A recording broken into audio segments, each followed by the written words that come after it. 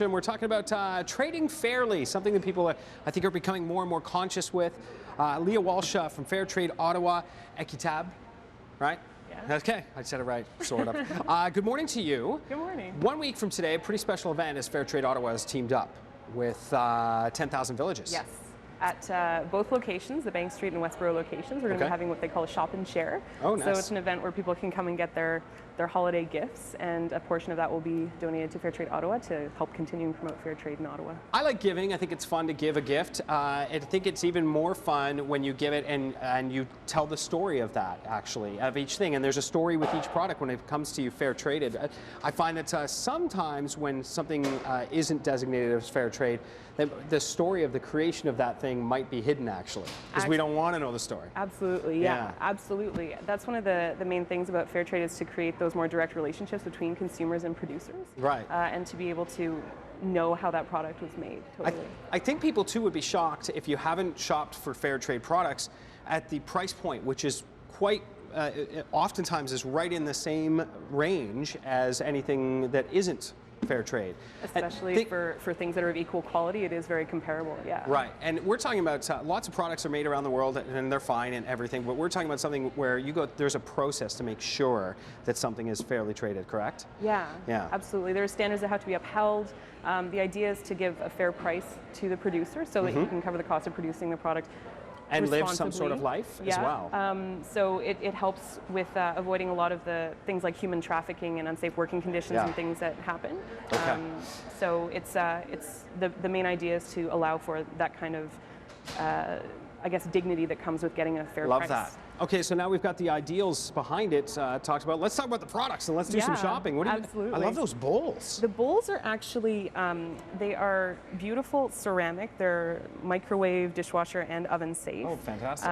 They have a lead-free glaze on them, and just absolutely gorgeous. Where are they from? They are from, oh, that's a great question. I can't remember where they're from. That's okay. Somewhere else in the world, and they're beautiful. I love it, and I like the fact that each one is unique, too. Yeah. Now, what are we looking at here? These ones are soaps by an amazing producer cooperative called Sacred Mark, and they employ women who are survivors of the sex trade in Bangladesh, actually. Really? So it really is a matter of giving these women a second chance to redefine themselves and empower those women. Here's something we see around the world all the time, mortar and pestle. Yeah, right? mortar and pestle. This is made in India. It's made out of soapstone, which is primarily talc, so it's completely food safe and great for the kitchen, for the cook in the family. I like this. This is from 10,000 Villages? Yes, that's actually, that one is made from Kogon, I think it's called, grass. And it's from Vietnam. They have ridiculous amounts of it, and it's actually a weed, so it's a very renewable resource, shall we say. Some of the most beautiful textiles in the entire world come from Vietnam, and they do amazing things with it, right? Yeah. So tell me about what we're looking at here. So you've got jewelry, you've got... a beautiful tablecloth. The tablecloth is from India. It's hand-dyed cotton and block printed, which is quite literally where they take dye and they put it on a block and they print it by hand on the textile. Isn't that amazing? Yeah, and the necklace is brass pendants with glass beads. The bracelet is actually from something called tagua nuts, which is the seed of a plant that's a little bit like a palm tree that's native to Ecuador. Cool.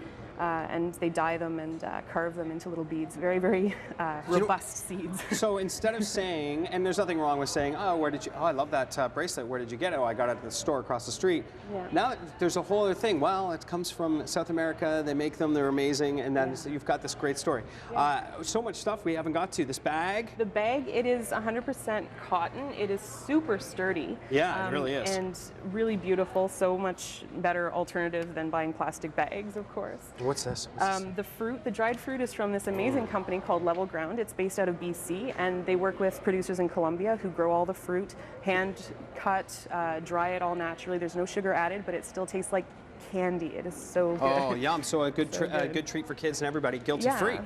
So one more time, I want to repeat when the big event's going on. It's 1 week today. Yeah, December 12th. It's from 5 to 9 p.m. at 10,000 Villages, both locations. All right, and go check that out. With Fair Trade Ottawa, you can follow them as well on Twitter, right? And Facebook, too. Just look at it's fairtradeottawa.ca is the best way to look that up. Yeah, fairtradeottawa.ca. That is so cool. Thank you very much, Leah Walsh.